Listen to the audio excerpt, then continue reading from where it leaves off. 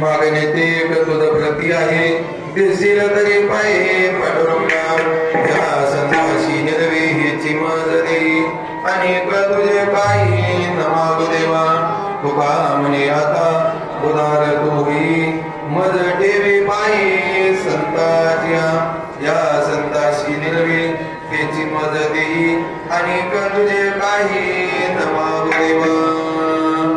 आम्ही तुकोबरायाच्या अभंगावरती जशा पद्धतीनं चिंतन करता येईल तसा प्रयत्न केला नाही का. एक शब्द मूळचा सांगून जातो. भावांत रामायणामध्ये उभे आहे विषयांद गर्भांध जेवे न देखे पिता ते विषयांद नेणे भगवंत. गर्भांधळा म्हणजे गर्भात आंधळा असणारा पोरगा जन्माला आल्यावर पालन करणारे आई बापाला पाहू शकत, त्याचा बाप लाड करतो आई लाड करते पण पाहू शकत नाही. का पाहू शकत नाही? ते जन्मताच आंधळ आहे. तस देवी विषयांद नेणे भगवंता. जसं गर्भात आंधळ असलेलं पोरग आई बापाला सांभाळून सुद्धा आपल्या आई बापाला ओळखू शकत नाही, तसं विषयावर गुरफटलेला माणूस देव आपल्याला जगत असून सुद्धा देवाला पाहू शकत. म्हणून यहा हर कोई आनाच्या हात आहे लेकिन भगवंत हर किसी को बुलाता है.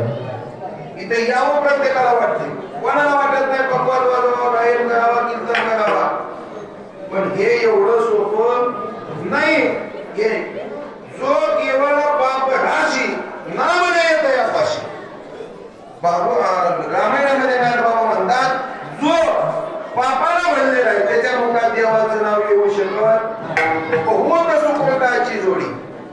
जन्मजन्मी आम्ही बहुपुण्य तवया विठ्ठले कृपा केली. आम्हाला एकदा देवाचं नाव घ्यायला काय करावं लागतं? देवाचं भजन करायला अनंत जन्माचं पुण्य एकत्र यावं लागतं. मग तुम्ही आम्ही शेवटचा शब्द सांगून थांबतोय. प्रत्येक जण विषयामध्ये रात्रंदिवस बोलतो. इथं भेटते का? तिथं भेटते.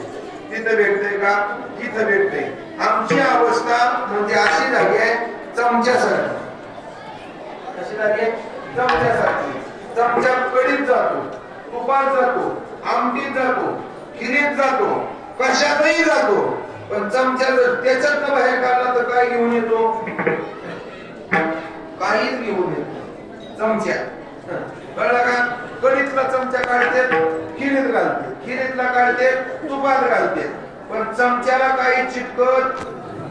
तसे बरेच लोक श्रावण आला का मंदिरात येते, आषाढ येऊन आले का बरे यायचे देवळात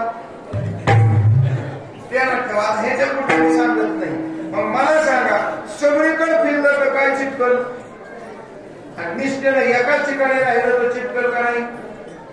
हा मग ऐका, हा जर चमच्या एका जागेला थांबवायचा असेल तर काय करावं लागेल?